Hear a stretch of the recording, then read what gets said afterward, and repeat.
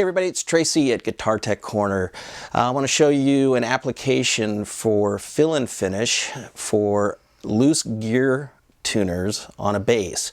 This is a very common problem, and a lot of times people cannot go and buy a new set of gears, get them installed in time, and be able to play a gig that night, and they're stuck. They're stuck with these loose vibrating gears. It's not really a serious problem unless it starts resonating, and that's what we're going to go into right now and show you how to do a quick fix on this within 10 minutes and be able to have your bass ready to play that night.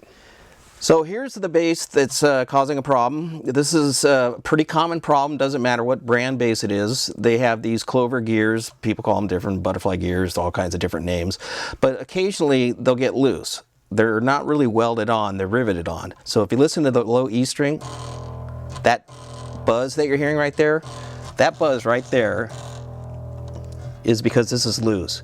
Now if you watch, you hear that?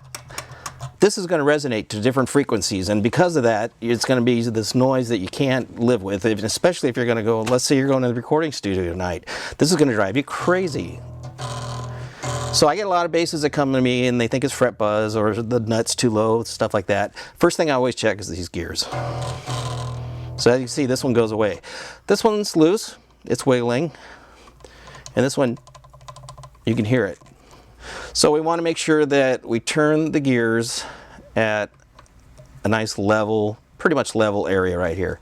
And also, as you can see, there's some dirt and stuff right here. So what I like to do, and be very careful if you do this, this is acetone in a little tiny jar. You don't necessarily have to do this, but it's just an extra way to let it soak in the fill and finish into the gear. And so I'm just kind of cleaning off just a little bit of areas. If you got a lacquer finish on your bass and it's a vintage bass, don't ever do this. But if this is a polyester finish, and acetone won't bother it.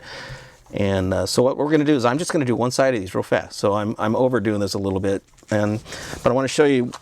There's these whip tips that you can get from GluBoost, and they basically are what I advise to put on top of the bottle,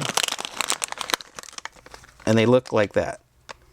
It's a tiny, tiny little nozzle, so to speak, so you're not going to be plopping a lot of glue, and that's what it looks like when it's on the bottle right there.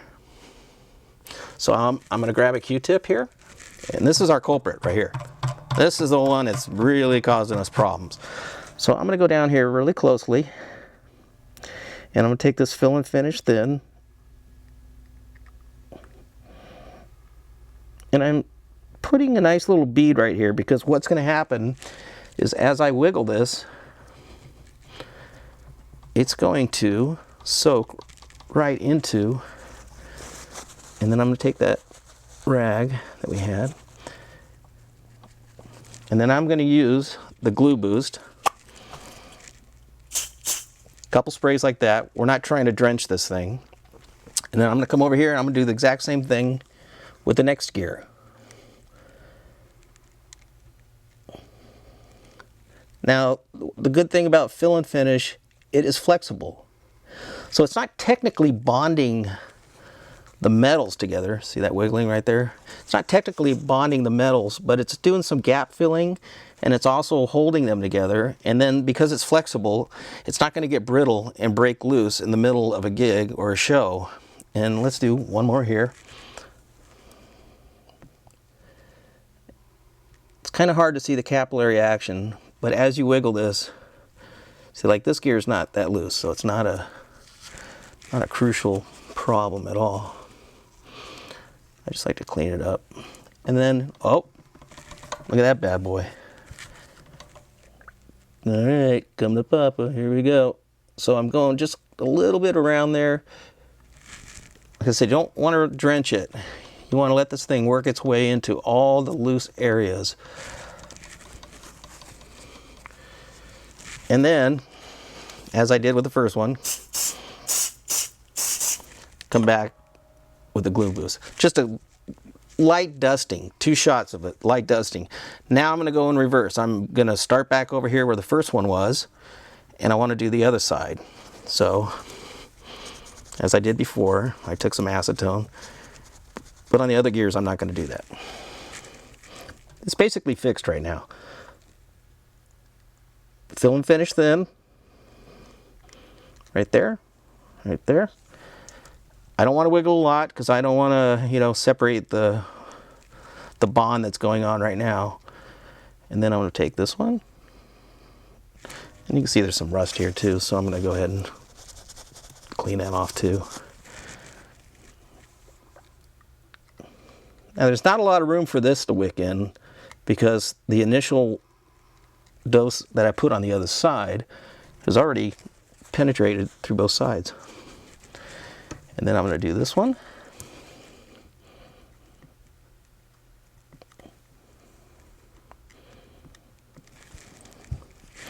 Like I said, this is an emergency repair if you got a studio gig or something, but I've done these and had them last 5-6 years.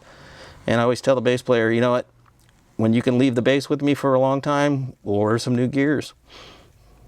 I hardly ever see them come back and ask for new gears. If you remember, this one was a problem gear right here. It's not moving at all.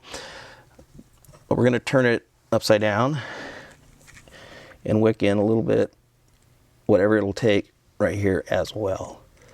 Now, I don't know if you can see where I'm pointing here with the nozzle, but that is the rivet. That's what's, there's a little pin that's pounded in there, and it's kind of like a little fork, you know, so this is like a little potato chip stuck in between a little fork, for lack of a better analogy.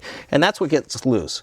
There's guys that'll go out there and they'll resolder them, they'll replace them. I've done both. But right now, we're in a time is of the essence situation.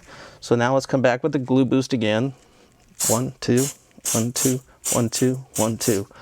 All right, so I think we're in it for less than 10 minutes right now. I'm going to bring this back up.